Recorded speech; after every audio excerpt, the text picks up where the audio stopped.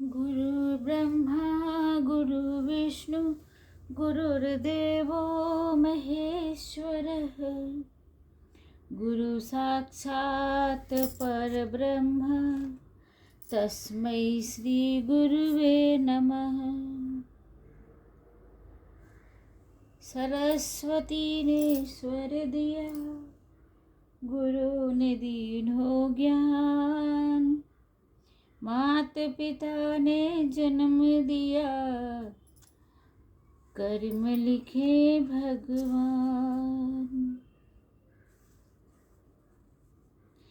हे वत्स, तू देहाभिमान से ग्रस्त है, देह को ही चिरकाल से सर्वस्व मानता है। देह की प्रियता के पाश में वृद्ध होकर तू अपने दुखों का कारण स्वयं बनता है।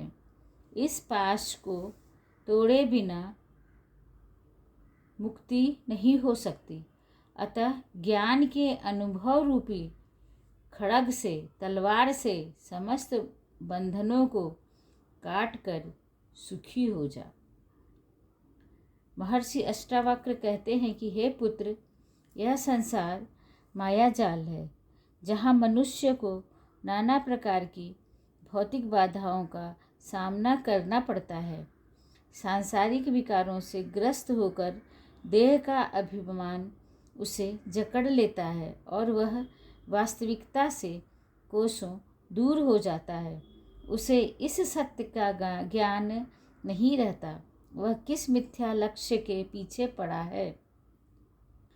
दैहिक सुखों की पूर्ति में वह अन्य विकारों का आश्रय ले लेता है और निरंतर पतन के गहरे कुंड में डूबता चला जाता है।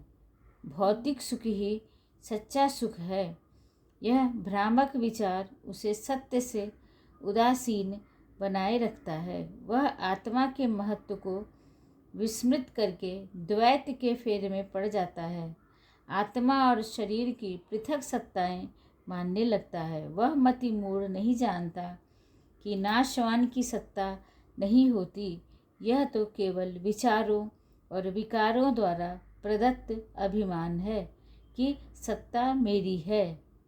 अष्टावक्र मुनि कहते हैं कि मनुष्य देहाभिमान के इस पाश में चिरकाल से फंसा हुआ है। देह का पोषण ही उसके जीवन का उद्देश्य बन जाता है। भोग में क्षणिक आनंद उसे अस्थायी लगने लगता है। उसे आत्मबोध की सुध ही नहीं रहती। मुक्ति की आकांक्षा तो रहती है, परंतु उसके अर्थ को देहाभिमानी स्वयं गढ़ता है। वह मुक्ति को जन्म मरण के बंधन से छूटना नहीं मानता। उसकी मुक्ति का अर्थ यह है कि उसे प्रत्येक जन्म में वही सुख प्राप्त होते रहें, उनमें कोई कटौती, कोई व्यवधान ना आए। उसे परम मुक्त होने की आकांक्षा नहीं होती, क्योंकि दैहिक सुख उसे भ्रमित किए रहते हैं। गुरुदेव कहते हैं कि हे वत्स, तू इस देहाभिमान के पाश से मुक्त होने पर ही चैतन्य होगा, मुक्ति के मार्ग को देख पाएगा। आत्मबोध के उपयोग से ही यह अभिमान कपूर की तरह लुप्त हो जाता है।